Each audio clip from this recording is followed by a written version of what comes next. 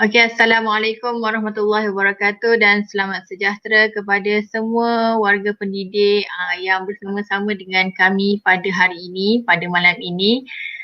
Pertama-tamanya kami mohon jutaan maaf kerana terlewat sedikit daripada masa yang sepatutnya. Okey, kerana ada masalah teknikal sedikit. Okey, apa khabar? Okey, kepada guru-guru sekalian. Okey. Pada hari ini kita akan teruskan siri wacana, siri yang pertama untuk Google Classroom level 7 bersama-sama dengan kita pada hari ini, iaitu presenter kita yang tidak asing lagi iaitu Cikgu Rina Hazliza Abdul Rashid daripada SMK Tengku Lela Segara, Marang, dan juga Cikgu Norlida Muhammad daripada SMK Bukit Mentok Kemaman. Okey, dan saya selaku moderator pada hari ini iaitu Asia Fadilah Hasnan daripada SK Tengku Baria. Okey, tanpa membuang masa, kita teruskan kita punya siri wacana Google Classroom level 7. Harap-harap guru-guru, para pendidik sekalian dapat bersama kami sehingga habis tamat siri kali ini. Okey, tanpa membuang masa, saya mempersilakan Cikgu Norlida untuk sebagai presenter kita yang pertama untuk meneruskan sesi beliau. Dipersilakan. Okey, Assalamualaikum dan selamat malam kepada semua guru-guru Negeri Terengganu. Terima kasih kepada Cikgu Asia sebagai moderator pada program kita pada kali ini. Okey. Okey, tajuk yang diamanahkan pada saya berkaitan dengan untuk ujian ulang kaji Google Classroom level 7 ialah berkaitan dengan tajuk Abuse Program Policy and Enforcement.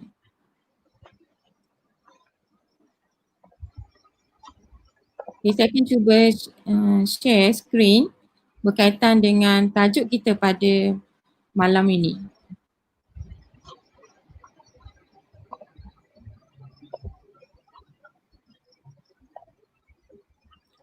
Okay, untuk makluman berkaitan dengan tajuk kita pada malam ini, ianya kita boleh dapat lihat juga dalam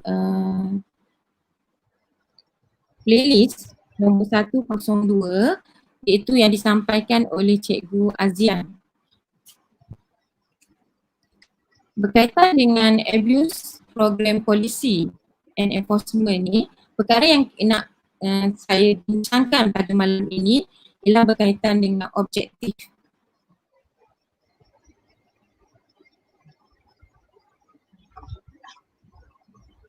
Okey, boleh ke share screen Cikgu Rina? Ni, okey. Okey. Ini ke? Jadi maklumat ni terkandung dalam playlist nombor 102 berkaitan dengan tajuk kita pada malam ini.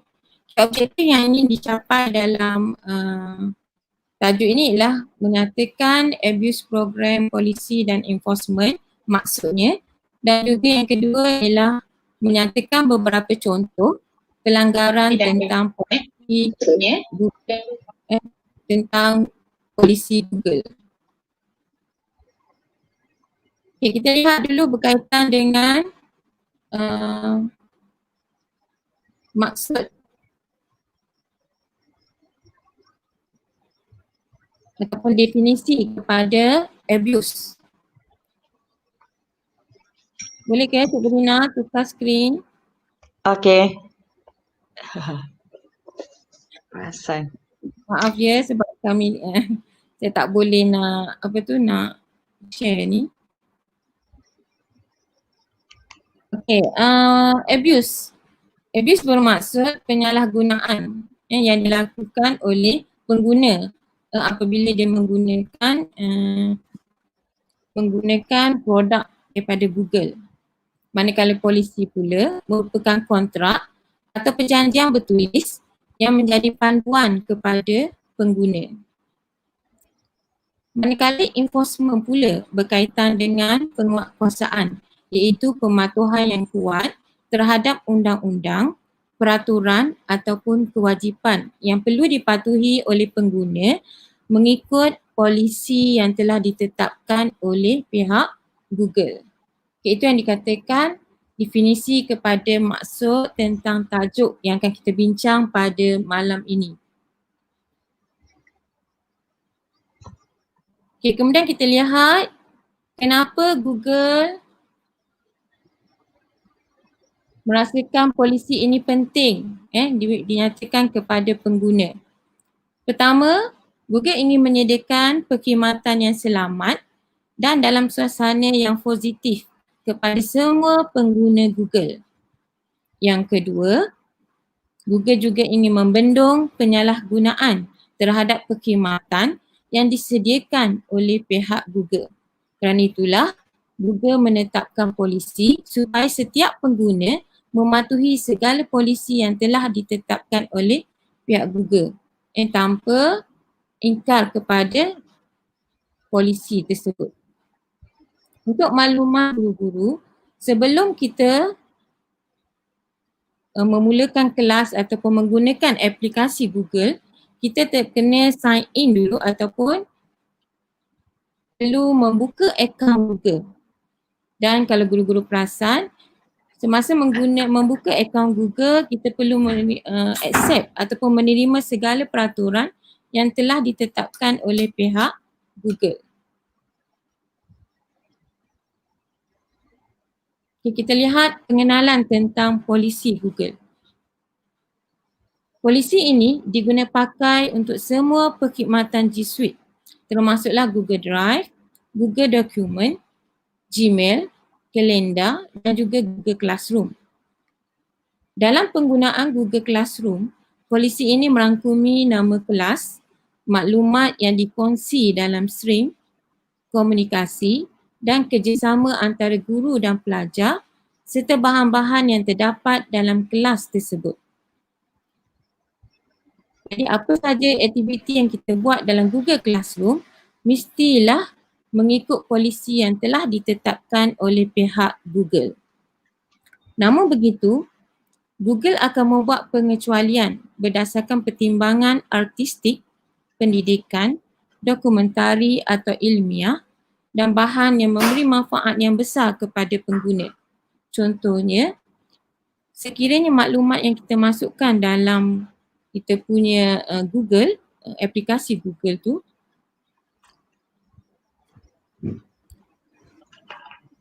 yang ada kaitannya dengan isu-isu yang sensitiviti, kadang-kadang dapat pengecualian daripada pihak Google.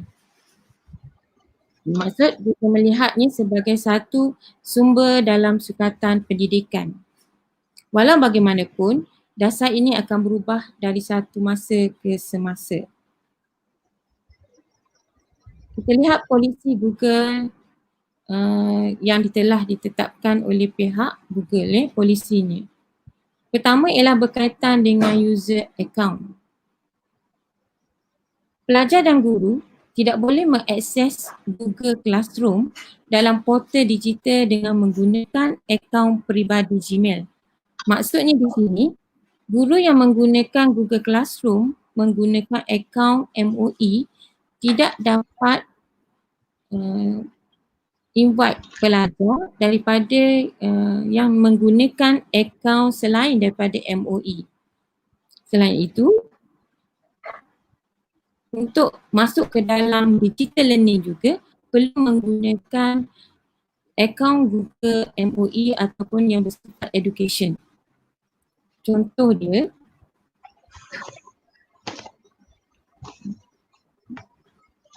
contohnya kalau cikgu nak invite pelajar,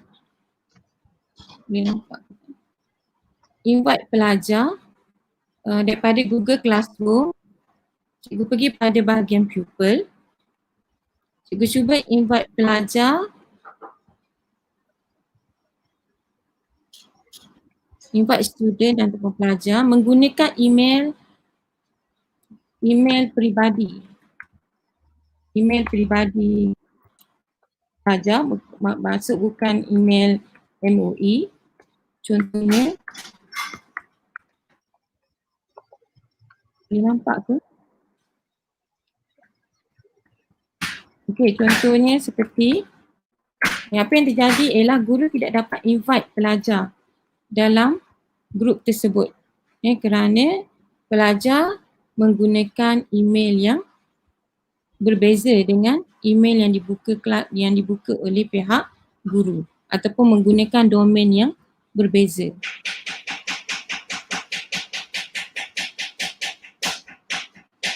Seterusnya kita lihat berkaitan dengan malware.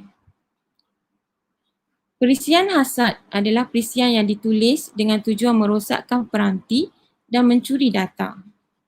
Itu juga adalah sebahagian daripada kesalahan yang ada dalam polisi Google.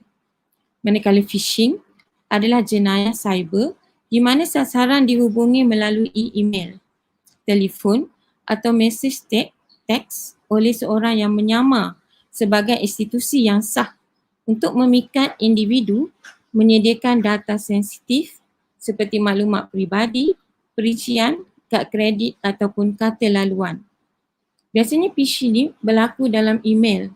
Bila kita lihat email, ada sebahagiannya email yang meminta kita untuk menghantar dokumen-dokumen sulit kepada pihak-pihak tertentu. Walaupun kadang-kadang kita lihat email itu datang daripada institusi yang sah seperti Maybank Tuju, Bank Islam dan sebagainya. Tapi kita kena kenal pasti adakah itu satu penyamaran ataupun satu pelanggaran daripada polisi Google. Seterusnya, terdapat beberapa contoh pelanggaran polisi Google yang perlu kita kenal pasti. Pertama ialah berkaitan dengan child exploitation, di mana jangan gunakan platform Google Classroom ini untuk berinteraksi dengan anak-anak dalam usaha yang boleh mengeksploitasi atau menyalahgunakan mereka termasuk bahaya fizikal, emosi ataupun psikologi. Ini bermaksud kelas yang kita guna untuk Google Classroom tidak boleh ada ciri-ciri eksploitasi ataupun menyalahgunakan kanak-kanak untuk keperluan tertentu.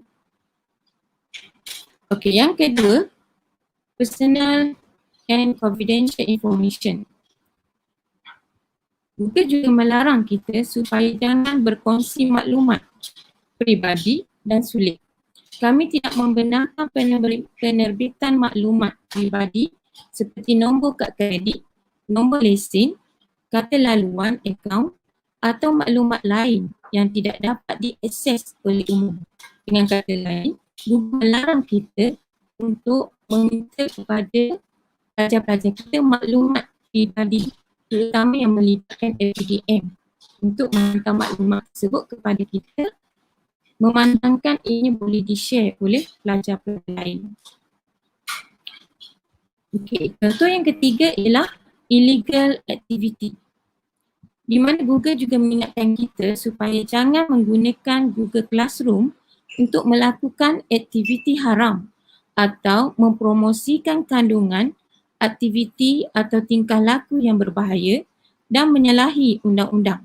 Contohnya, penjualan ubat-ubatan terlarang, perdagangan manusia atau keganasan. Biasanya untuk aktiviti Google Classroom lebih bercorak kepada pendidikan untuk memberi bahan ilmiah kepada pelajar-pelajar dan tugasan. Jadi kita dilarang, guru-guru dilarang untuk memuat turunkan maklumat-maklumat yang berkaitan dengan penjualan, terutamanya penjualan yang melibatkan aspek-aspek yang menyalahi undang-undang. Contohnya penjualan ubat-ubatan. Okay, selain daripada itu, contoh pelanggaran polisi Google juga ialah dipanggil hate speech. Hate speech ialah Google tidak menyokong kandungan yang mempromosikan atau membenarkan keganasan terhadap individu atau kumpulan berdasarkan bangsa atau etnik, agama, kecacatan, jantina, umur, kewarganegaraan, status dan sebagainya. Ini akan menimbulkan kebencian di antara masyarakat ataupun kaum di dalam masyarakat. Contohnya, guru tidak dibenarkan untuk memasukkan isu-isu sensitif antara kaum untuk mengelakkan daripada timbulnya permasalahan yang melibatkan pelbagai kaum yang menimbulkan kebencian.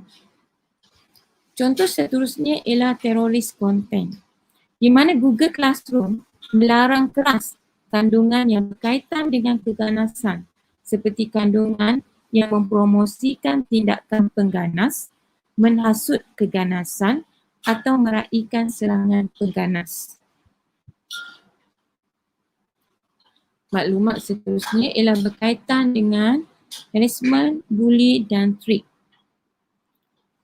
Dalam Google Classroom juga, polisi Google melarang supaya kita jangan menggunakan Google Classroom untuk mengancam, membuli atau mengancam orang lain dan jangan menghasut orang lain untuk terlibat dalam aktiviti ini. Contohnya, pelajar-pelajar yang nakal kadang-kadang dia boleh membuli kawan-kawannya dalam Google Classroom melalui kata-kata yang menghasut sehingga berlakunya penghinaan dan sebagainya. Untuk tujuan tersebut, guru-guru boleh mute pelajar yang bermasalah dalam Google Classroom. Untuk tujuan mute, guru-guru boleh menggunakan bahagian pupil, kemudian guru pergi bahagian klik bahagian action dan kemudian ada butang mute. Apabila pelajar tersebut di-mute, pelajar tersebut boleh menghantar kerja yang diminta oleh guru, tetapi pelajar tersebut tidak boleh post sebarang bahan dalam kelas tersebut ataupun reply apa sahaja classwork yang telah diberi oleh guru. Dan apabila pelajar tersebut melakukan sikap yang baik, guru-guru boleh unmute balik pelajar tersebut untuk terus berinteraksi dalam Google Classroom dengan cara menekan butang action, menekan nama pelajar dan seterusnya butang action, seterusnya ambil unmute ataupun mute pelajar tersebut.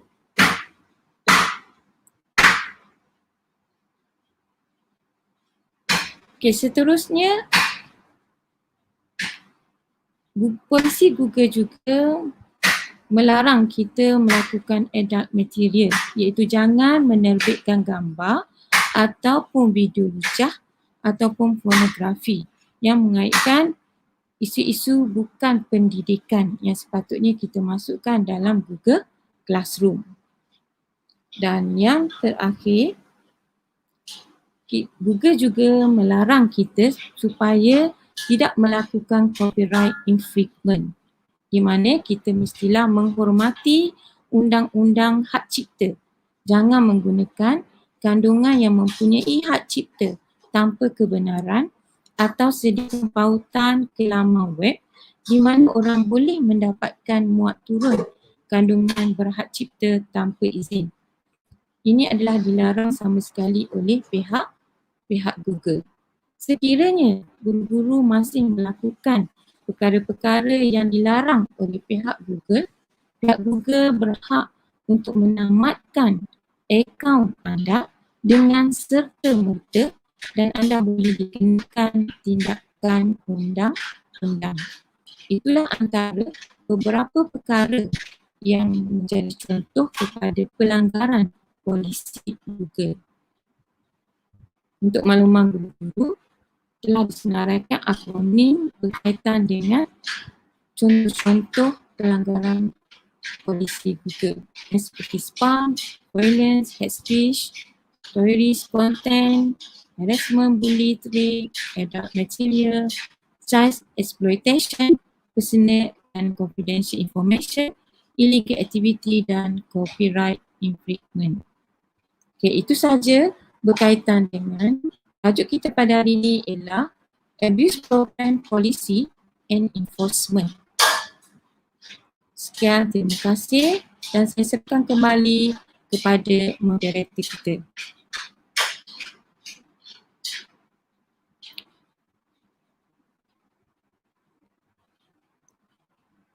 Boleh? Ada sebarang persoalan? Okey, terima kasih kepada Cikgu Nolida di atas penerangan yang sebentar tadi. Okey, kami akan kongsikan slide presentation ya di grup e-didik nanti. Okey, seterusnya kita teruskan lagi kepada presenter kita yang kedua iaitu Cikgu Rina Hasliza. Okey, untuk meneruskan sesi beliau. Okey, dipersilakan. Cikgu Rina.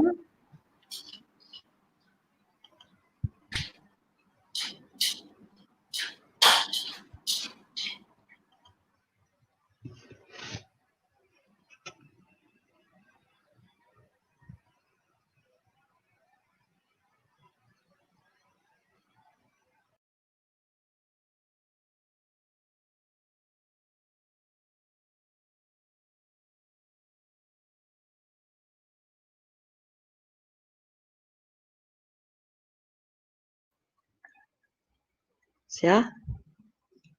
Okey, Assalamualaikum warahmatullahi wabarakatuh.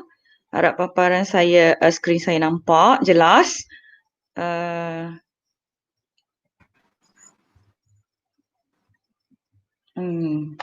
Okey, untuk tajuk saya ditugaskan untuk memaparkan, presentkan dua tajuk saja untuk malam ni. Iaitu memfokus kepada tajuk report abuse dan juga pengurusan komen. Sebenarnya untuk Google Classroom test level 7 ini ada lebih banyak topik yang mana yang akan diuji. Untuk pengetahuan penonton, Google Classroom test level 7 ini mengandungi 40 soalan di mana terkandungnya 8 bahagian. Jadi pada malam ini kita fokus kepada 3 topik utamalah, yang mana salah satunya telah dibentangkan oleh rakan presenter iaitu Cikgu Nolida.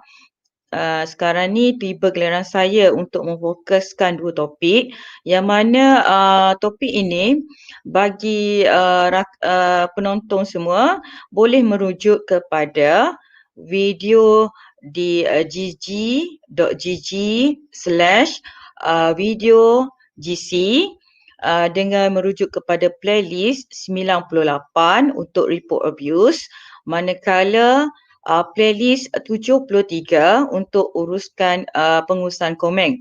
Bagaimana cara menguruskan komen di dalam Google Classroom. Okey, baiklah. Kita teruskan. Okey, untuk report abuse di mana melaporkan kes salah guna Google Classroom untuk kes salah guna, apa itu kes salah guna penyalahgunaan Google Classroom ini. Sebenarnya dalam Google Classroom ni juga sepatutnya kita Google Classroom test level 7 ni kita ada sepatutnya di awalnya kita akan menyentuh sedikitlah privacy dan security. Tapi yang ni nanti untuk siri seterusnya lah. Okey, di mana kita tahu Google ni sendiri sangat mementingkan keselamatan data, tiada iklan yang ada dalam G Suite Education, dan dia juga patuh kepada peraturan dan amalan terbaik dalam industri, di mana pengguna Google ni akan sentiasa mendapat maklumat yang jelas berkaitan polisi keselamatan dan hak peribadi yang ditetapkan oleh Google. Okey, itu sebagaimana juga telah diceritakan, dibentangkan oleh Cikgu Nolida.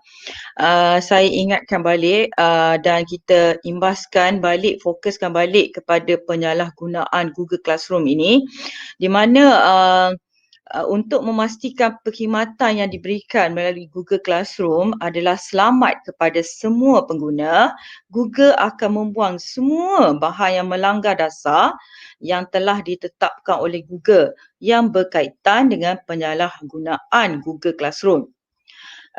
yang kita terdahulu tadi kita dah telah diperincikan oleh Cikgu Nolida tentang Google Classrooms Abuse Program Policies, iaitu rakan-rakan penonton kena ingat tentang SVH, THAC, PIC. Yang mana salah satu soalan-soalan yang akan dikemukakan dalam Google Classroom test level 7 nanti memang ada soalan yang berkaitan dengan salah satu CVH, THC, PIC ni, program polisi ini. Okey, saya teruskan kepada tajuk saya. Okey, objektif untuk tajuk report abuse ni, kita nak tahu siapakah yang layak membuat laporan terhadap penyalahgunaan Google Classroom. Okey, jadi kita nak tahu yang itu di akhir topik ini. Yang kedua, objektif kita adalah mengetahui 3 perkara yang boleh disabitkan untuk laporan penyalahgunaan oleh pengguna. Yang ketiga, objektif kita adalah untuk mengetahui tindakan yang boleh diambil oleh guru yang dilaporkan di dalam berkaitan dengan Google Classroom. Ini terutama cikgu-cikgu kena ambil berat tentang hal inilah. Okey. Apabila kita belajar tentang Google Classroom semasa PKP ini, saya juga bersyukurlah kerana diberi pendedahan tentang polisi-polisi seperti ini, apakah tindakan-tindakan yang kita boleh ambil ataupun laporan cara nak membuat laporan penyalahgunaan. Dan kita patut bersyukurlah kerana kerajaan menyediakan email MOE kepada para pendidik dan juga para pelajar berkaitan dengan mengendalikan pembelajaran secara digital ini. Okey, yang keempat objektif kita teruskan iaitu mengetahui cara membuat laporan penyalahgunaan oleh pelajar lah biasanya. Okey, seterusnya kita teruskan dengan objektif yang pertama tadi. Siapa yang sebenarnya yang akan melaporkan penyalahgunaan Google Classroom? Sebab sebagaimana yang kita tahu, pengguna Classroom adalah majoritinya adalah daripada kalangan guru dan juga pelajar. Juga melibatkan ibu bapa secara tak langsung dan juga admin yang terlibat seperti PPD, jabatan itu sendiri. Okey, siapa yang biasanya yang akan boleh melaporkan penyalahgunaan Google Classroom ni? Sebenarnya dia lebih kepada pelajar itu sendiri. Yang mana pelajar ni bukan semua boleh melaporkan secara terus penyalahgunaan Google Classroom. Tetapi pelajar ataupun murid yang menggunakan akaun peribadi Google. Akaun peribadi Google. Contoh akaun peribadi Google ni biasanya akaun yang ada yang digunakan secara personal oleh pelajar, peribadi secara pelajar, iaitu ada yang telah di sign in sendiri oleh pelajar yang ada @gmail.com. Itu kita panggil akaun peribadi Google yang dimiliki oleh pelajar itu sendiri. Jadi pelajar yang terlibat dalam Google Classroom yang mempunyai akaun peribadi yang menggunakan akaun peribadi Google untuk wujud sebagai pelajar dalam Google Classroom tersebut akan ada potensi lah untuk membuat laporan penyalahgunaan Google Classroom secara terus terhadap siapa? Nanti kita akan bincangkan. Salah satunya saya sebut di sini adalah terhadap kelas yang dibina oleh guru itu sendiri. Jadi sebagai guru pun, kita pun bila pelajar lapor, mestilah kita pun akan terkejut kan. kenapa pelajar kita lapor, macam mana dia boleh lapor. Itulah ada kepentingannya kenapa kita mendapat ataupun perlunya menggunakan email MOEDL, iaitu di mana email ini menggunakan domain G Suite for Education. Sangat beruntunglah kita para pendidik di Malaysia ini kerana mempunyai akaun MOE ini. Jadi satu keadaan yang kita boleh kata boleh terpelihara lah juga daripada laporan yang tidak penyalahgunaan Google Classroom oleh pelajar, sebab kita seperti mana kita tahu bukan kadang-kadang bukanlah pelajar tu betul-betul nak melaporkan. Mungkin kadang-kadang dia tak tahu juga, dia tersalah lapor. Boleh jadi dia report abuse tu kepada guru secara tak sengaja. Jadi tak pasal-pasal lah kita sebagai guru ni terpaksa membuat satu kerja pula untuk menghadap laporan tersebut. Nanti tindakan apa yang kita patut buat, selepas ni kita akan bincangkan. Tetapi apa yang saya nak tegaskan sini adalah keberuntungan lah apabila kita para pendidik dan pelajar-pelajar di Malaysia ni menggunakan akaun G Suite for Education ni, iaitu akaun email MOEDL. Kalau tidak adalah kebarangkalian untuk report secara salah guna Google Classroom kan. Okey, jadi murid yang menggunakan akaun G Suite ni tidak bolehlah melaporkan secara terus penyalahgunaan Google Classroom kepada pihak Google. Tapi dia ada cara lapor dia lah. Okey. Okey, sebenarnya kalau berlaku penyalahgunaan Google Classroom yang dialami oleh pengguna G Suite ni, bagaimana laporan ini dibuat? Yang saya sebut tadilah, sebenarnya ada cara dia. Cuma pengguna ini boleh membuat laporan kepada admin untuk tindakan selanjutnya. Mungkin contohnya kalau di sekolah, sekolah rendah ke sekolah menengah, pelajar tersebut boleh membuat laporan kepada guru besar iaitu pihak pengurusan terhadap mungkin tindakan guru seperti memberi komen yang tidak sepatutnya kepada dia sebagai pelajar.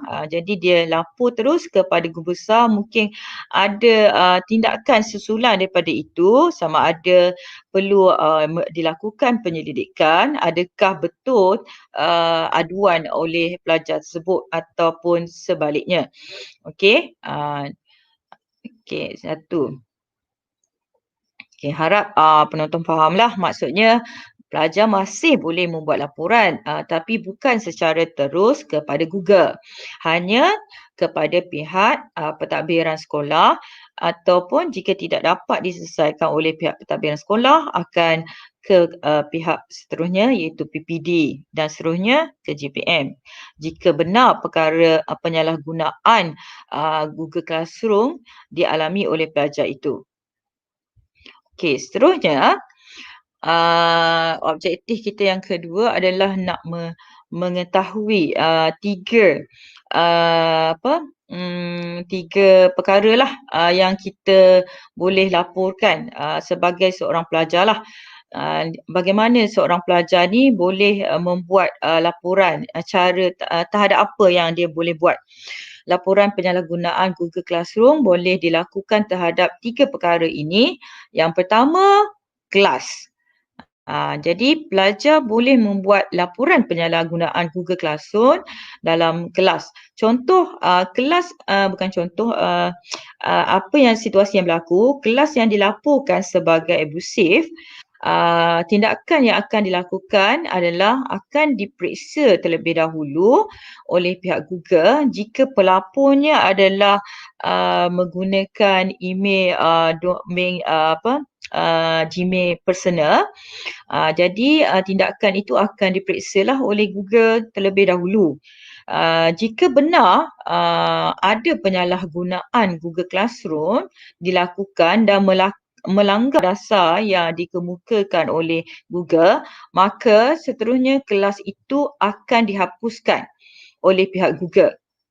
Okey, saya ingatkan sekali lagi, jika pelajar yang menggunakan akaun personal, maka dia membuat laporan terhadap kelas guru tersebut, maka kelas yang dilaporkan itu akan diperiksa oleh pihak Google, disemak terlebih dahulu, disiasat oleh pihak Google terlebih dahulu.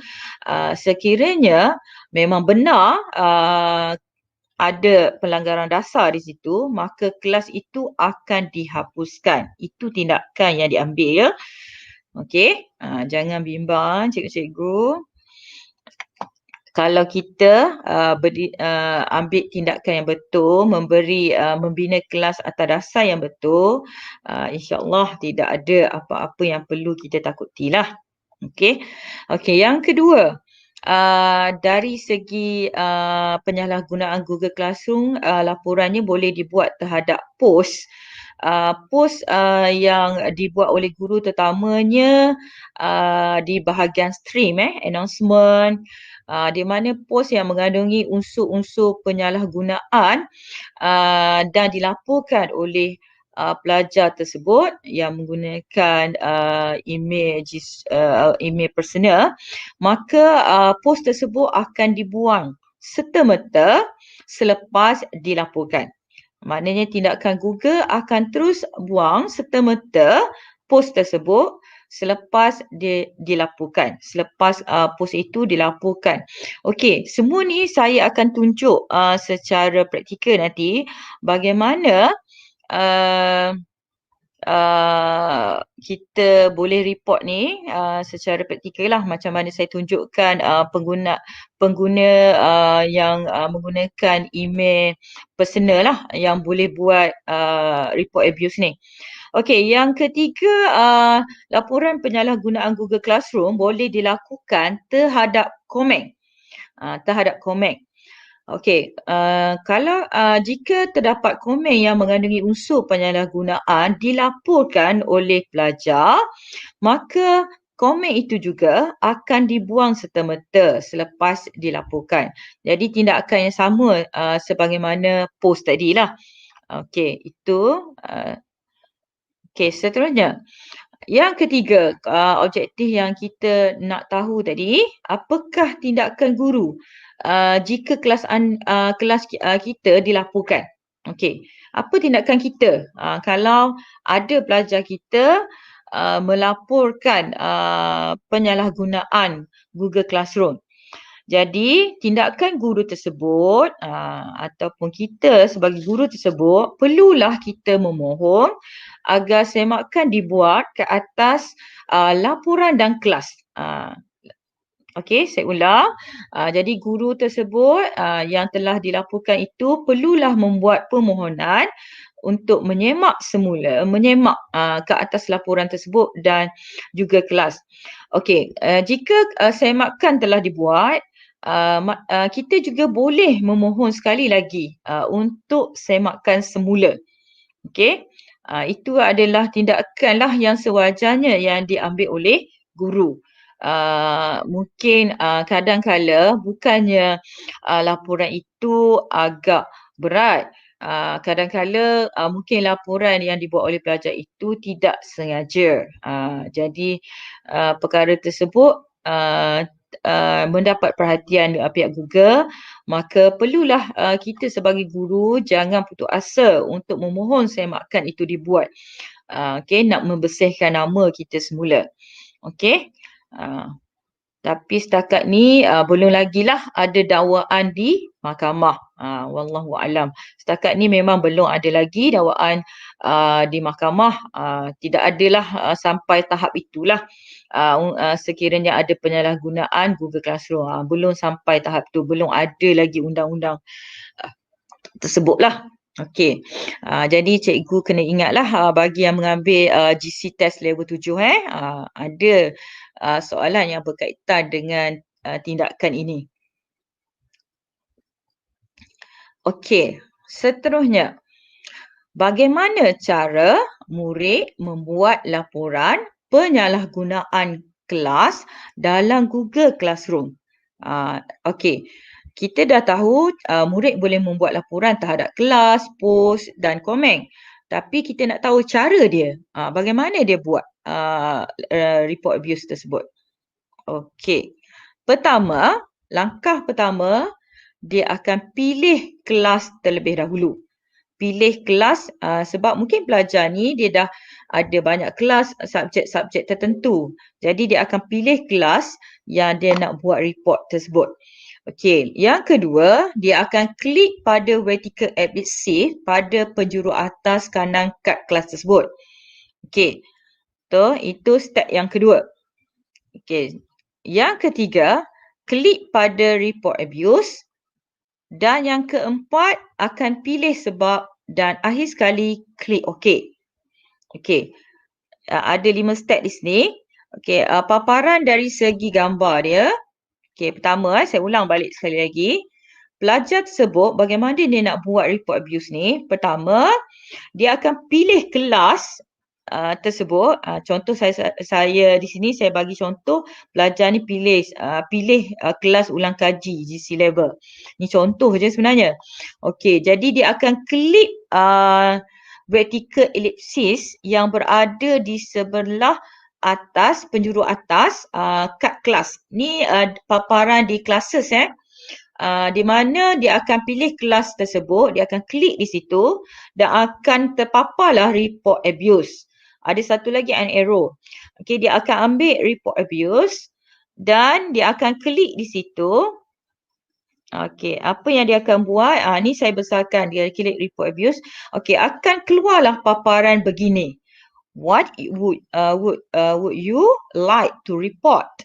Okey, ada 1, 2, 3, 4, 5, 6. Yang ini telah dinyatakan, dibentangkan oleh Cikgu Nolida tadi, di mana ada spam, sexually explicit, violence or dangerous, hate speech, harassment or bullying, personal and confidential information, copyright, legal violation. Apa saya boleh salah sebut ni. Okey. Jadi kita sebagai pelajar tersebut yang membuat report abuse tersebut, dia akan pilih salah satu sebab yang berkaitan. Kenapa dia report abuse tersebut? Okey. Sebagaimana yang telah dinyatakan jenis-jenisnya oleh Cikgu Nolida tadilah.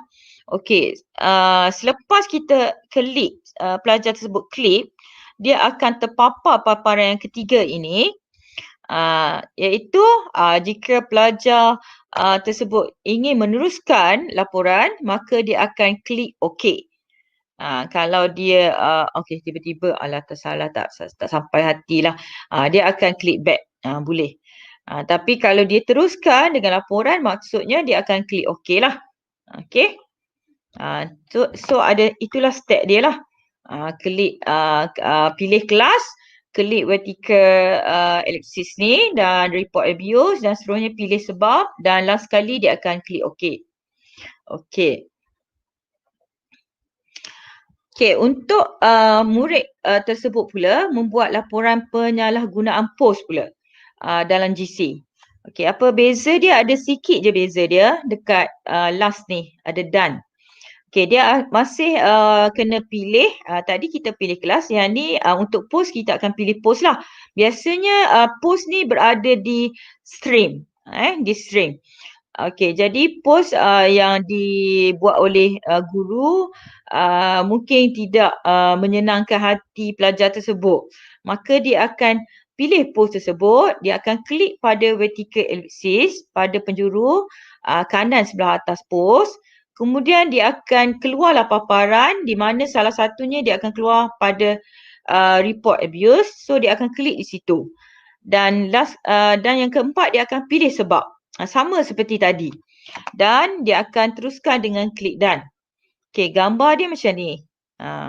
So ini post lah, contoh post. Katakan guru ni dia post. Adalah saya sensorkan kononnya. Okey, mungkinlah kalau ada. Okey, lepas tu apa yang perlu dia buat? Dia akan klik vertical ellipsis yang di penjuru sebelah atas kanan ni, di post guru tersebut. Dia klik. Lepas tu akan keluar paparan yang ada copy link dengan report abuse. So bila dia nak report abuse, maksudnya dia akan klik dekat report abuse. Okey, so apa yang akan terpapar seterusnya sama seperti tadi, iaitu paparan untuk sebab lah. Jadi pelajar tersebut perlu pilihlah salah satu sebab dia. Dan akhirnya dia akan klik done. Okey. Dia akan thanks, ni dia ada sedikit kelainan di sini, thanks for the report. Dan kalau dia berubah fikiran, dia nak tekan, dia nak klik undo, dia mungkin tak jadi nak buat report. So dia tekan klik undo. So kalau dia teruskan, done lah. Okey.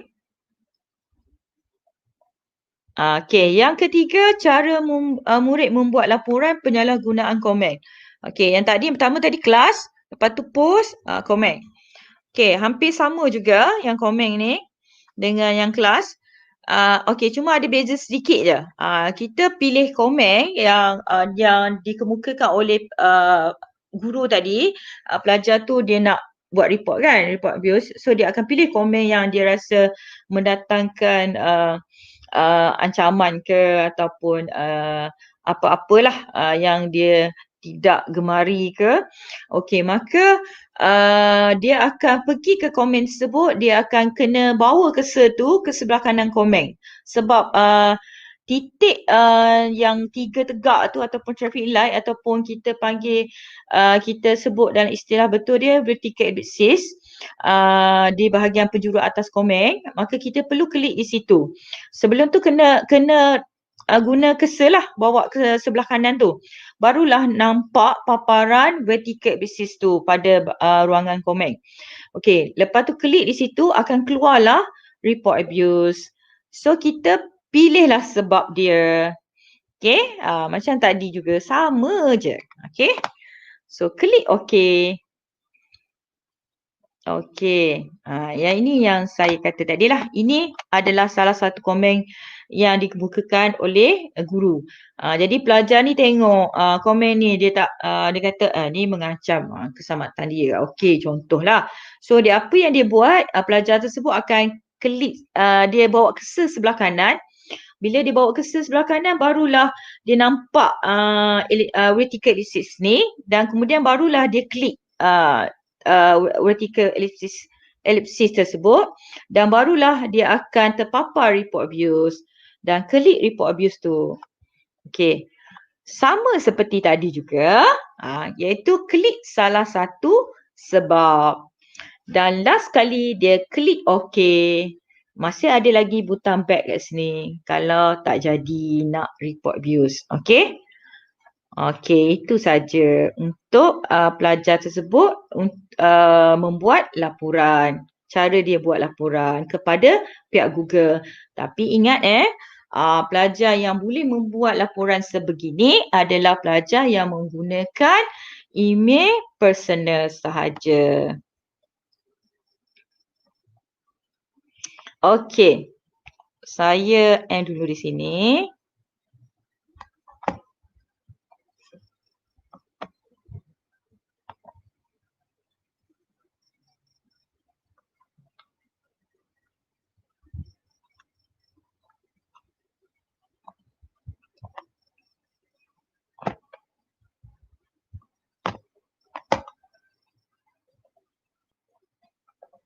Okey, kejap ya.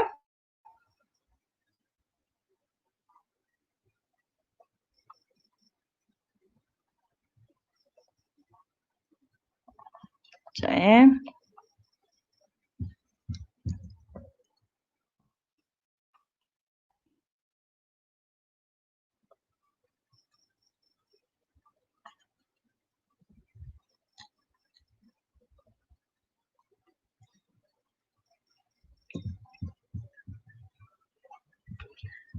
Okey. Sekarang ni kita praktikal macam mana kita nak buat report abuse tadi . Okey, ini adalah paparan pelajar dalam ruangan classes . Okey, kita nampak satu kelas di sini. Kalau pelajar ni ada banyak kelas, dia memang akan ada kad kelas lah yang lebih daripada satu. Ni dia kebetulan ada satu, jadi dia pilih satu ni kelas ini. Dia akan klik sebelah kanan atas kat kelas, iaitu yang ada 3 traffic light ni, iaitu vertical ellipsis. Dia klik sini, akan keluar report abuse. Okay. So bila keluar report abuse, klik di situ. Okay, akan keluarlah paparan sebab kita nak pilih report abuse ni. Okay, ada 6 di sini. Pelajar tersebut boleh pilih lah yang mana satu. Okay, katakan saya ambil satu ni. Tapi tak boleh lah ni, bahaya. Okay, bila dah report katakan, kita boleh tekan done di sini. Okay. Okay, ini untuk report abuse untuk kelas. Okay, kita undo Okay, kita buka kelas ni untuk report kepada post guru. Okay, pelajar ni, ini ingat ini paparan pelajar Okay, paparan pelajar dia nak report post guru tersebut. So, dia akan klik sebelah kanan. Yang ni akan nampak, post ni akan nampak vertical ellipsis dia sebelah kanan. Tak ada masalah. Jadi, bila kita dah klik kat sini, okay, apa akan keluar? Ada copy link, ada report abuse. So, katakan pelajar itu nak buat laporan penyalahgunaan terhadap post, maka dia akan klik di sini. Okay, apa akan keluar? Sama juga macam tadi, ada 6 perkara di sini. Okay, 6 sebab. So, kalau dia pilih salah satu, dia akan dapat done juga. Okay? Okay. Okay, sekejap. Saya test dulu yang bawah. Okay. Oh, yang bawah kalau kita pilih yang tadi apa tadi? Back semula. Yang copyright ni, dia akan keluar yang ini. Ayat dia lah. Okay. Okay, kita klik okay. Ya stop kat sini. Okay, apa jadi? Yang inilah contohnya. Ayat yang akan keluar. Okay.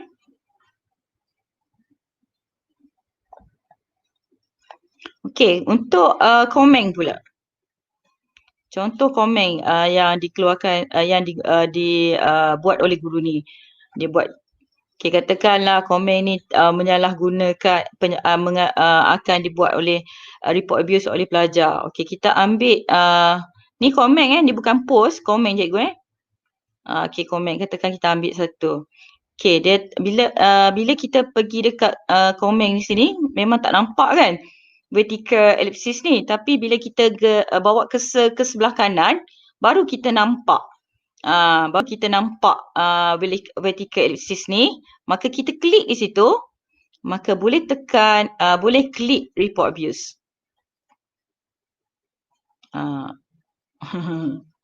Okay. Okay, sama je. So, kalau saya tekan yang ini, dia keluar yang tu. Thanks for the report. Undo Okay, kalau keluar yang ini, kita ambil yang bawah saja yang akan keluar copyright ni. Bila kita ambil copyright saja dia keluar okay Okay, back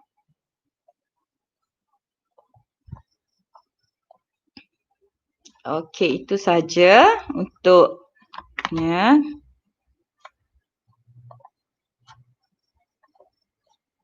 Okay, saya teruskan dengan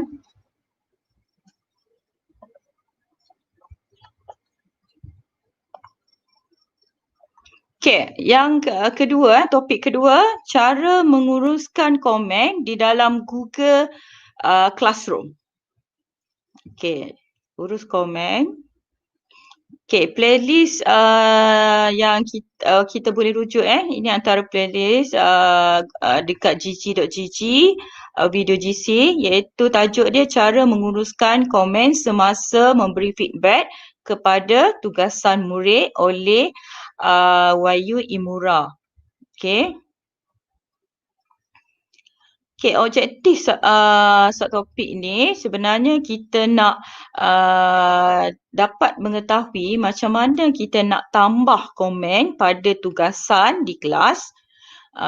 Seterusnya kita nak tahu bagaimana boleh tambah komen di bank komen.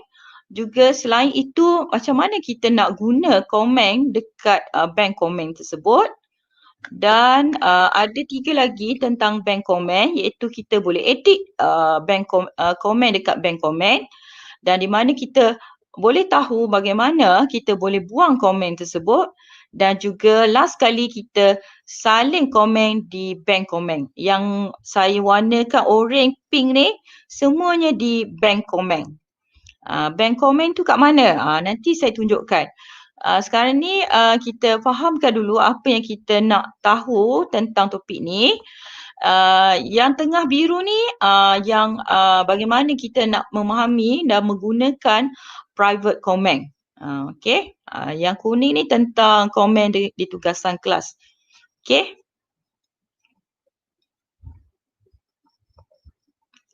Okay, ni secara ringkas lah. Maknanya kita ada kelas komen, komen band, private comment. Okay, maknanya dekat kelas komen ni kita boleh beri komen pada bahagian tugasan yang diberi lah. Ada dekat stream, ada dekat classwork. Okay, stream pun ada sebenarnya. Okay, comment bank boleh kita jumpa dekat grading tool, di mana kita boleh tambah ataupun simpan dan gunakan komen yang ada di situ, dan juga kita boleh edit, copy serta delete komen yang ada di bank comment. Okay, untuk private comment ni ada 2 jenis nanti kita akan jumpa, yang mana dekat grading tool dan juga classwork. Di mana ada komen tersebut, private comment ni kita boleh hapuskan dan kita boleh edit. Tetapi ada private comment yang kita tidak boleh hapuskan dia dan tidak boleh diedit selepas kita post. Selepas kita post. Okay, kita pergi dulu kepada macam mana nak beri dan menambahkan komen pada tugasan. Okay, ini secara nota dulu. Ini salah satu tugasan yang menggunakan Google Doc. Okay, jadi apabila pelajar menghantar tugasan tersebut, maka guru akan menyemak. Jadi bukan saja menyemak, dan guru tersebut juga boleh memberikan komen pada tugasan yang dihantar oleh pelajar. Contoh apa yang dia perlu buat, guru tersebut, kita sebagai guru juga perlu highlightkan jawapan pelajar yang kita nak beri komen. Okey, macam saya dah buat sini, saya dah highlightkan jawapan ni. Maka setelah itu akan keluar simbol ataupun ikon plus di sebelah kanan dekat Google Doc ni. Dia akan muncul di sebelah grading tool ni, ada tanda tambah add a comment. So kita boleh klik di situ dan kemudiannya kita boleh komen lah dan tulis komen di situ. Dia akan keluar satu paparan begini dan kita boleh tulis komen di dalam kotak ruang kosong tersebut. Dan kita klik komen untuk postkan komen tersebut. Okey, itu sebagai contoh lah. Okey, itu nota dia lah. Okay, untuk private comment dekat grading tool ni, kita perlu ingat dia tidak boleh dipadamkan dan juga dibuang setelah kita post. Okay, itu kena cikgu-cikgu kena tahulah. Private comments di grading tool memang tidak boleh dipadam dan juga delete setelah kita post. Okay. Macam-macam contohnya macam ni lah. Teruskan sampai. Okay, kalau kita nak delete balik ataupun edit, memang tak ada button lah. Setakat inilah, tidak ada lagi setakat ni perubahan untuk dipadamkan ataupun di-delete komen yang telah dipost. Okay, komen yang dibuang ataupun dipadam, dibuang ni sama je sebenarnya, diedit satu lagi. Okay, diedit setelah dipost. Tak boleh lah, maknanya tak boleh edit pun tak boleh, padam pun tak boleh. Okey, untuk pengurusan bank komen pula, tadi saya dah cerita pasal tugas komen di bahagian tugasan. Yang kedua tadi saya dah cerita komen di bahagian private komen yang mana dekat grading 2 yang tidak boleh di-delete ataupun diedit. Tetapi private komen di bahagian tugasan masih boleh di-delete dan juga diedit. Nanti kita tengok perbezaannya secara praktikal. Okey, seterusnya kita pergi ke pengurusan bank komen dulu. Okey, untuk bank komen yang berada di grading 2 ni biasanya ada beberapa yang kita boleh buat lah di bank komen ni. Okey, saya rasa saya perlu tunjuk secara praktikal dululah, senang.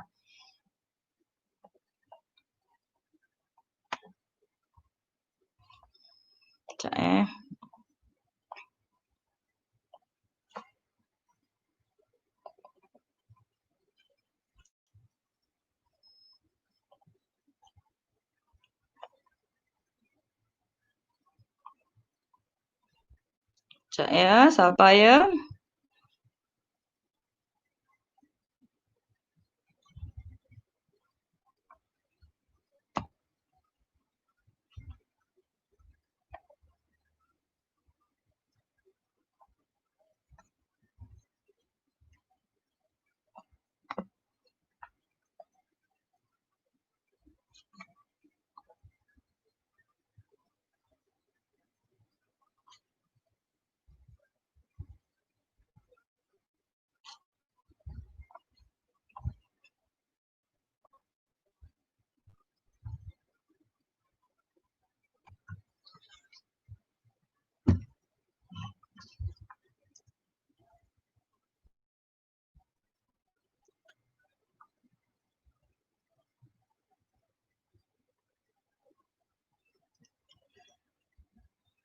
Okey.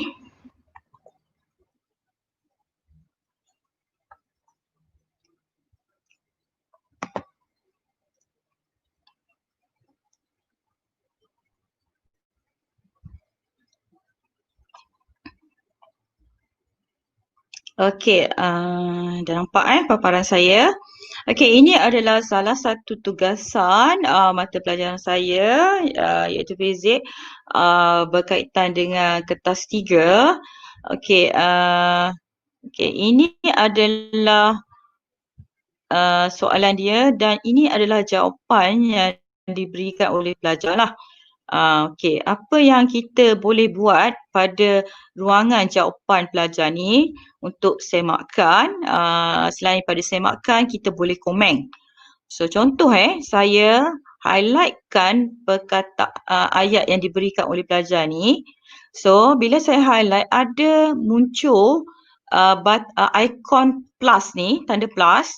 Jadi cikgu perlu klik tanda plus tersebut untuk memberikan komen yang cikgu rasa bersesuaian. So cikgu boleh type di sini, bagus. Contohnya lah, jawapannya betul. Okey, ini sebab apa dia dah ada? Sebab kita ada bank komen sebenarnya. Boleh guna balik. Okey, contoh. Okey, di mana bank komen? Ini simbol bank komen di sini. Harap cikgu nampak. Saya nak besarkan. Okey, harap nampak lah. Okey. Okey, ni bank komen. Okey, nampak? Ini adalah komen-komen yang ada dalam bank komen yang disimpan oleh guru. Okey, boleh buat banyak lagi. Macam mana kita nak tambah? Kita klik add ni. Klik je untuk tambah komen-komen yang baik. Okey, jawapan yang diberikan sangat jelas dan bertepatan dengan fakta, contoh. Okey. Okey, jadi tekan add. Jadi tersimpanlah komen cikgu di sebelah kanan iaitu di bahagian comment bank. Jadi comment bank ini berfungsi untuk menyimpan komen-komen cikgu di sini. Okey. Dah saya cepatkan sikit sebab dah lambat ni. Okey, di sini ada titik traffic light iaitu vertical ellipsis ni. Ni ada perkataan copy to clipboard, edit dan delete. Di sini adalah tujuan untuk cikgu delete ataupun edit ataupun copy komen yang cikgu dah simpan dalam comment bank ni. Kalau cikgu nak edit, cikgu boleh edit lagi di sini. Boleh tukar. Okey. Edit contohnya bagus. Nak tambah balik. Okey, itu edit. Save. Klik save. Okey, ataupun cikgu nak delete terus. Contoh di sini. Delete terus. Boleh delete dekat bank comment. Atau cikgu nak copy. Copy ni dia ada dua. Sama ada cikgu nak guna simbol ni ataupun nak ambil dekat vertical ellipsis. So ada dua pilihan untuk copy. Okey. So bila cikgu copy, contoh cikgu ambil dekat sini, highlight kan jawapan cikgu. Contoh okey. Cikgu pun paste. Saya tekan Ctrl V tadi, paste kan. Terus dapat. Okey. Okey, kalau cikgu nak hilangkan komen tu, resolve ke. Okey. Yang ni pun sama. Boleh delete dekat sini. Ataupun link to this comment, add to comment bank. Pun boleh. Kalau add to the comment bank, maknanya yang cikgu komen di sini akan simpan dalam bank comment tadi. Okey. Mudah je. Okey, senang kan kalau tengok praktikal lebih mudah. So, memudahkan kerja cikgu lah. Dan ada satu bentuk dokumentasi yang baik lah. Dari segi semakkan tugasan pelajar. Okey, kita pergi ke PowerPoint tadi. Mana okey.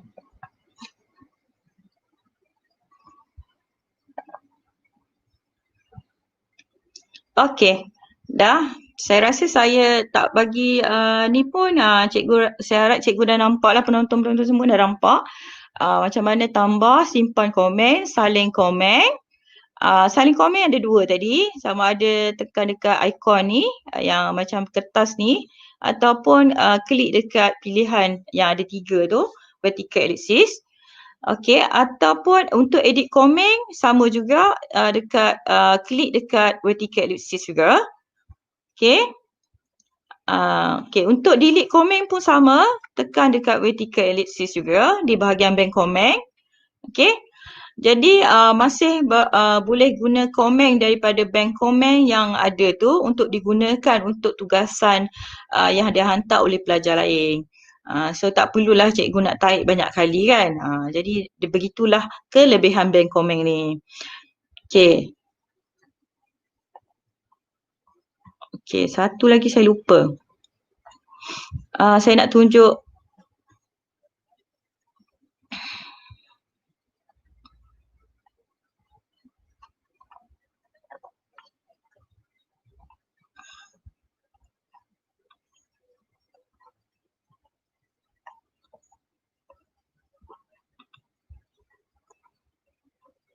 okey, kejap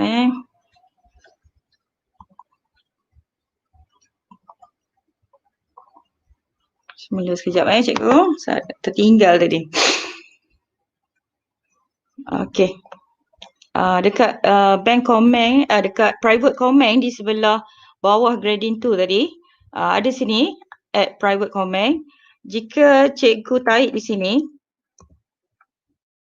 okey. Bila kita post, memang kita tak boleh edit lagi dah ataupun kita padamkan. Tidak ada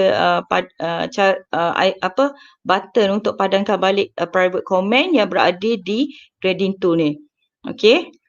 Tetapi kalau private comment di ruangan ini, Okey, cikgu nampak sini ada satu private comment di sini. Cikgu boleh tarik. Contoh. Bagus. Okey, cikgu masih boleh edit di sini. Edit ataupun cikgu nak delete. Teruskan usaha yang bagus. Bagus. Adalah. Okey. Ataupun cikgu nak delete terus. Setelah post masih boleh delete. Dekat gradient tu memang kita tak boleh edit dengan delete, tapi bila komen itu berada di tugasan, private comment itu berada di tugasan, kita boleh edit dan delete. Okey? Kita boleh delete. Okey. Faham? Rasanya boleh kan? Saya rasa itu sajalah daripada saya. Okey. Stop. Okey, Asia, saya rasa itu saja daripada saya. Tapi saya nak ingatkanlah sebenarnya Google Classroom Test Level 7 ni ada 40 soalan. So, ada 8 bahagian. Ada banyak lagi bahagian yang belum dibentangkan. Tajuk-tajuknya saya boleh sebut sikit lah. Iaitu contohnya about classroom user accounts, invite your students to a class. Tajuk ketiga, add a co-teacher to a class. Yang keempat, transfer ownership of class. Yang kelima, see or change class detail. Yang keenam, remove a co-teacher from a class. Yang ketujuh, copy a class. Yang ke-8 berkaitan dengan give feedback on assignments macam yang saya bagi tadi lah. So ada lagi yang tak ada lah yang belum dibentangkan. Nanti kita tunggu untuk siri selanjutnya, insyaAllah. Okey, saya serahkan. Okey, terima kasih kepada Cikgu Rina. Okey, sementara itu saya akan belaskan link GC Test Level 7 di ruangan komen. Okey. Dan kod laluannya adalah hashtag huruf besar iman ya. Okey, saya dah belaskan di ruangan komen. Jadi cikgu boleh ambil peluang untuk menjawabnya pada malam ini juga. Bermula pada malam ini Okey. Okey, jika cikgu ada sebarang soalan, cikgu boleh utarakan juga di ruangan chat dan komen. Kita akan buka kepada presenter kita untuk menjawabnya. Okey. Kami juga akan memberi link sijil dan SPL KPM sebentar lagi. Link sijil, suka saya ingatkan, link sijil hanya boleh diisi dengan menggunakan email e-didik sahaja. Jika cikgu mempunyai masalah, tak boleh buka. Jadi cikgu perlu semak kembali email yang cikgu gunakan. Okey, pastikan cikgu hanya menggunakan email e-didik sahaja untuk mengisi link sijil. Okey, untuk SPL KPM tak ada masalah. Cikgu cuma copy link SPL KPM yang diberi dan pastekan di new tab jika menggunakan laptop. Okey, dan isi. Okey, saya belum bagi lagi link sijil dan link SPL KPM. Saya hanya memberi link untuk level 7. Okey, GC Test level 7 sahaja. Okey. Sekarang kita akan belaskan link sijil terlebih dahulu Link sijil terlebih dahulu. Okey. Saya dah belaskan link sijil Okey, ada satu soalan. Oh, Cikgu Rina dah jawab dekat chat daripada Cikgu Shidi. Okey, terangkan sikit tentang Wolfram Alpha Tapi Cikgu Rina dah jawab di komen. Okey. Ada soalan daripada Cikgu Siti Zaidah Ahmad. Macam mana kita nak accept invitation sebagai guru bersama? Okey, mungkin Cikgu Nurlida ataupun Cikgu Fauzia ataupun Cikgu Rina boleh jawab soalan ini. Okay, saya boleh jawab soalan tu.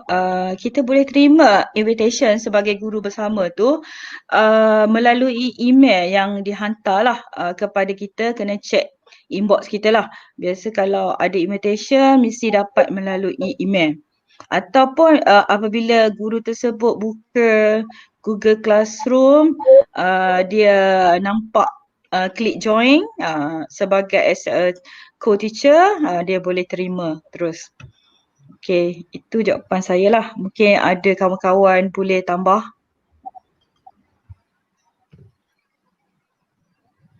Memang cara macam tu cikgu hanya klik join untuk menjadi co-teacher dalam kelas tersebut.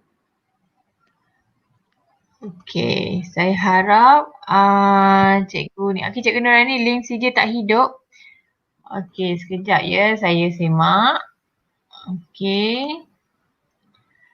Cikgu hanya copy daripada selepas titik 2 bertindih tu Jangan copy dengan sijil. Okey, boleh, saya dah semak dah, tak ada masalah untuk link sijil.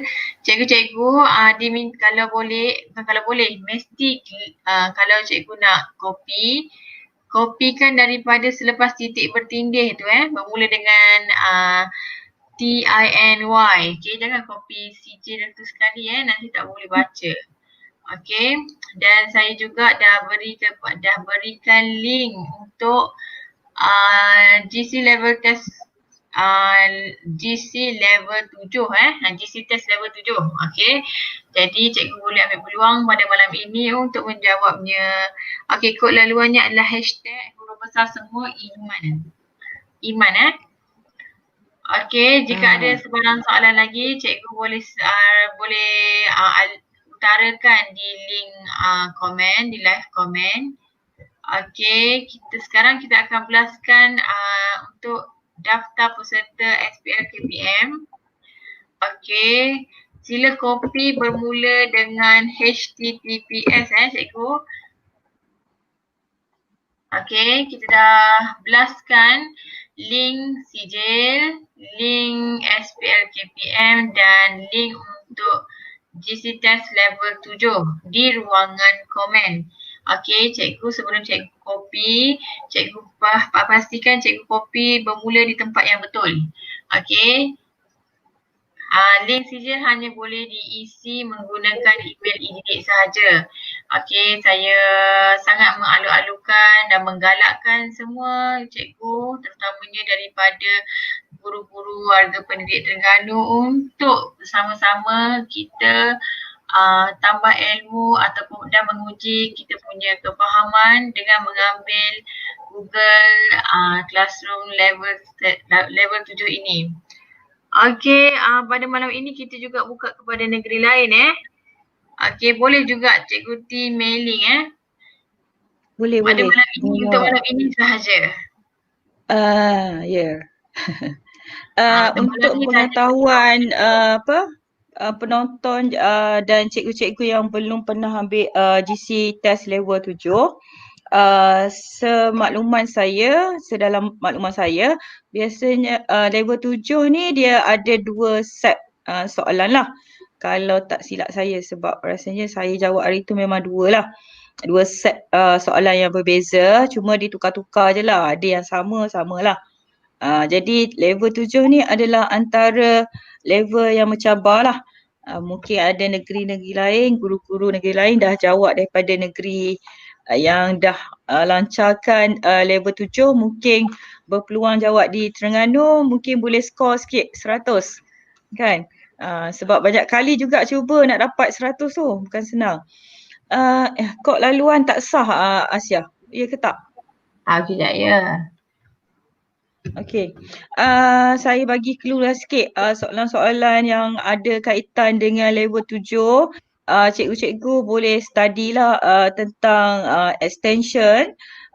Contoh-contoh extension yang ada lah di yang kita biasa attach dekat add to Chrome contohnya mode up. Lepas tu yang persamaan Equatio, apa macam mana nak sebut dia, Equatio. Lepas tu macam mana email apa ni nak jemput apa ya Ji? Tak ingat dah. Email jemputan terhadap guardian iaitu parent. Yang mana kita tahu parent memang tak boleh masuk Google Classroom tapi dia boleh terima email lah daripada guru yang dah invite dia sebagai guardian dalam Google Classroom. Jadi ada beberapa perkara lah, sama ada dia nak set up untuk terima secara mingguan ataupun harian. Ataupun apa yang akan diterima oleh parent melalui email adalah contohnya missing word yang diberikan oleh guru iaitu pelajar terlepas tugasan lah, missing word dia.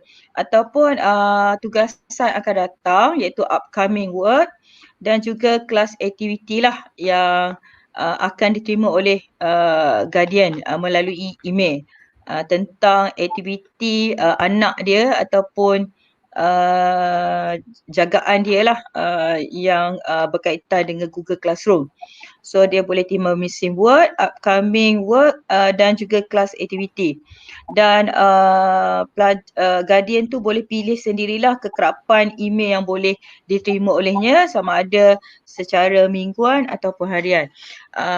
Untuk guardian dia tak adalah wajib menggunakan email. Dia tak adalah email MOE macam kita. Maka dia boleh terima dari segi email apa-apalah.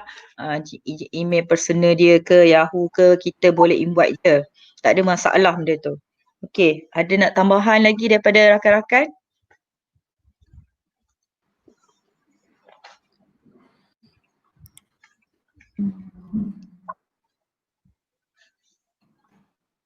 Harap maaf, yang anda cari tidak dijumpai. Iman tak boleh masuk, ya ke Asia? Boleh masuk Link boleh CJ masuk, boleh, saya dah cuba, memang tak ada masalah untuk link CJ. Cuma cikgu kena pastikan cikgu masuk menggunakan email e-didik. Okey, untuk Google Classroom level 7, sekejap saya tengah adjustkan untuk tukarkan balik kod dia. Okey. Sabar ya nanti. Okey, untuk link CJ, saya belaskan lagi sekali di ruangan komen. Link CJ boleh, Cikgu Syidi kata boleh je link CJ. Link CJ tak ada masalah Untuk SPI KPM juga boleh diisi. Saya paskan lagi sekali untuk SPI KPM. Untuk link Okey, kalau cikgu tak boleh masuk untuk link CJ, cikgu kena semak balik cikgu menggunakan email email apa sebab memang kita buka hanya untuk yang menggunakan email e-didik sahaja. didik sahaja. Okey, saya tambah sikit sementara menunggu Okey, limitation untuk pembukaan kelas, pembinaan kelas, jemputan itu juga perlu di study lah antara lain lah soalan-soalan yang akan diuji lah dalam Google Classroom level 7 ni. Dan juga class owner, macam mana class owner boleh dipindahkan kepada pemilik baru. Macam mana tindakan kepada kelas owner yang saya ulang semula. Bagaimana pemindahan kelas owner membolehkan pemilik baru bertindak. Itu antara soalan-soalannya lah. Soalan-soalan CP-CP. Tak tahulah betul ke tak tubiknya. Masih level 6, belum tukar lagi kah? Ya ke? Syah, boleh tak Syah? Syah. Boleh ke? Boleh ke? Syah pula.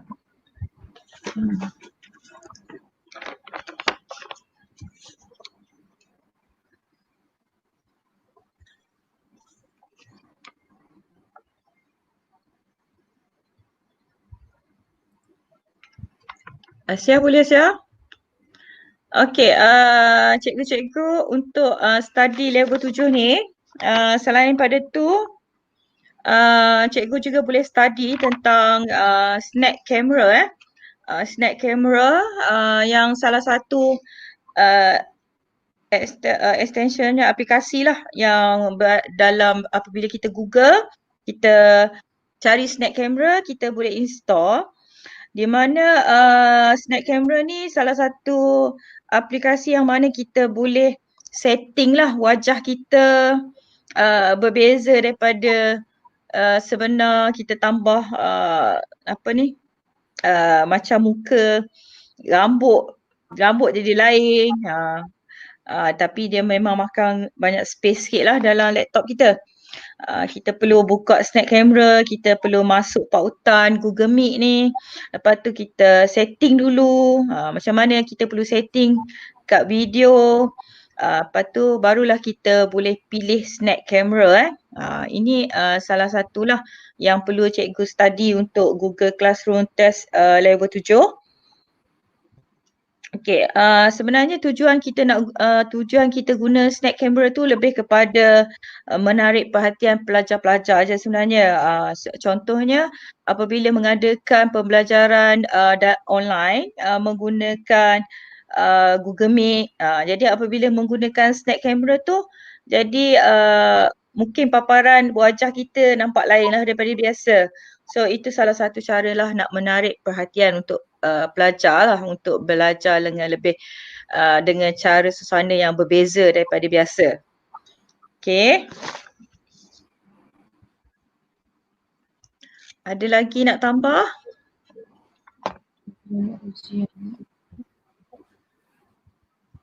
Okay, tangguh dulu. Okay, tentang link Google Classroom test level 7, nampaknya pihak kita menghadapi sedikit masalah teknikal dari segi tak dapat password, dia punya kata laluan yang betul. Jadi saya rasa baik kita tangguhkan terlebih dahulu link tersebut. Boleh mula start esok dan akan berakhir, saya rasa diberi masa 5 hari rasanya. Jadi kita boleh akhirkan live kita pada malam ini sebab dah lewat dah ni 10.50 dah. Kita berakhir di sini ya. Okey. Boleh Aisyah?